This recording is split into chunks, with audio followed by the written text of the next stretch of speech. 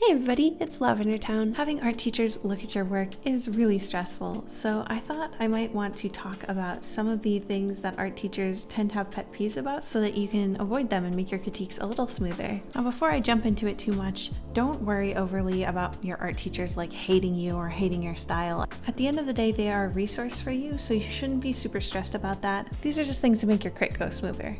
So first things first, when you look at this image, what do you think an art teacher would have the biggest problem with?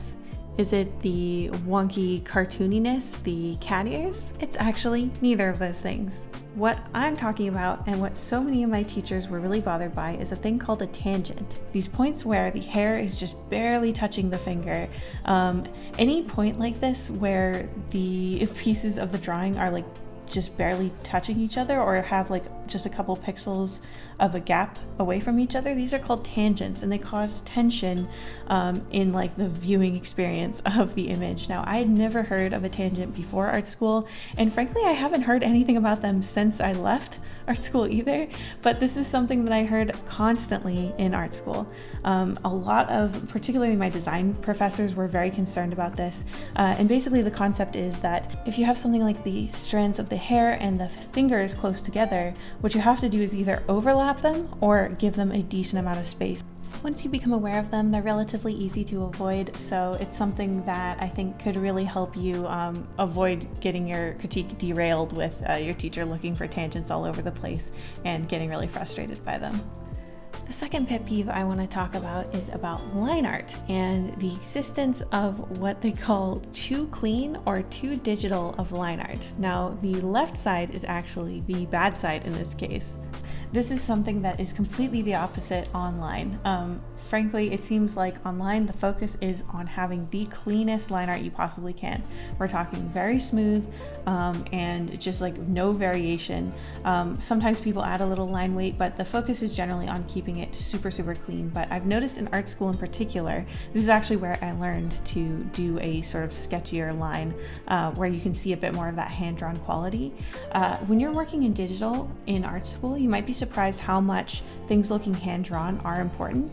I had a lot of critique early on when I was starting out in art school that my art was too clean looking, it looked too digital, and I didn't know what the heck that meant, but I realized that essentially the teachers want to see the stroke of the line, and if you're trying too hard to make it super clean, like you see on the left side, it can actually take some of the character out and make it feel less hand-drawn.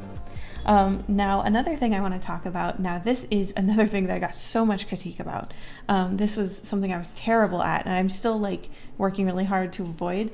This will be a major problem for you if you're not super used to thinking about this way. So on the one side, I'm coloring this the way that I kind of like to when I was starting out in art school. I really love pastels, and I like, using a lot of different colors. Now, there's nothing wrong with using a lot of different colors, but there's a tone problem, and I didn't really understand this when I was starting out, but when you're just differentiating things with color and not considering the tone underneath that color, it can seriously damage the clarity of the thing that you're drawing. And there's a really easy way to check to make sure that the tones in your drawing are good. This will also help people who are colorblind see your images closer to the way that you want them to be seen.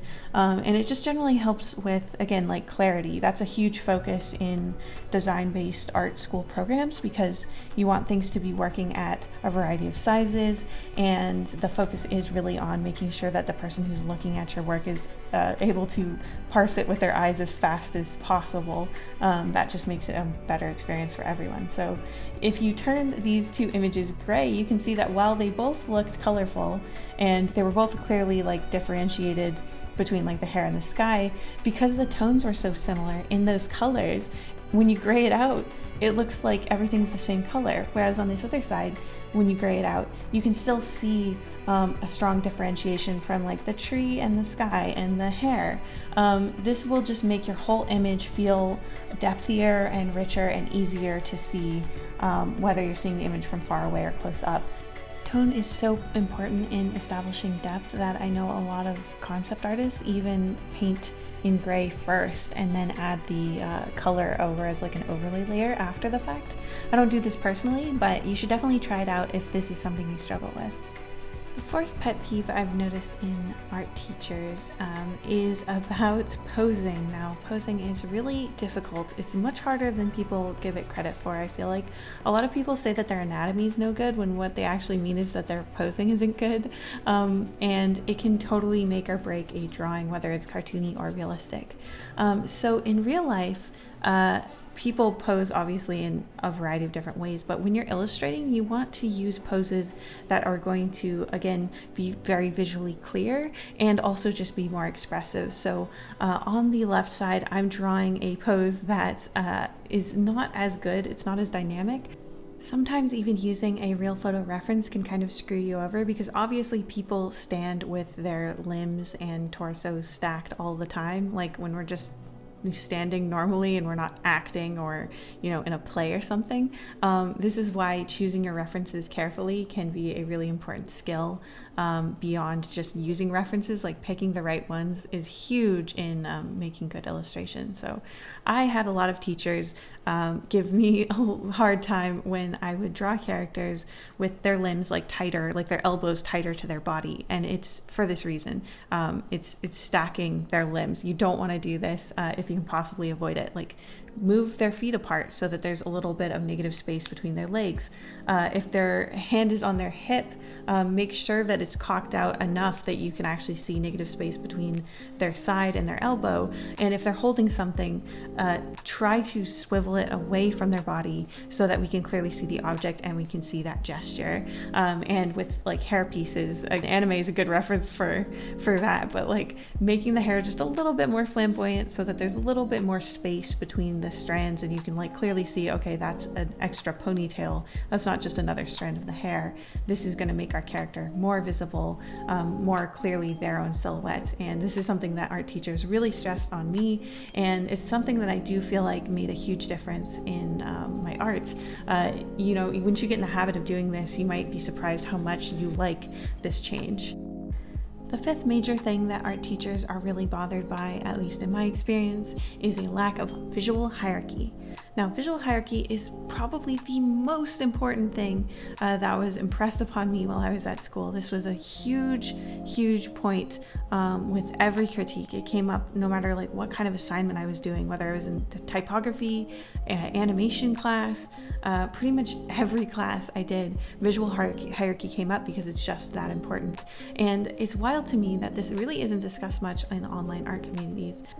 Basically, visual hierarchy refers to the way that the eye is sort of being driven around the image. So ideally, with good visual hierarchy, your subject or what you want the audience to look at first, they're clearly going to look at first because you've given them hints and clues about where their eye should go, and their eye will follow sort of the line that you've drawn out for them.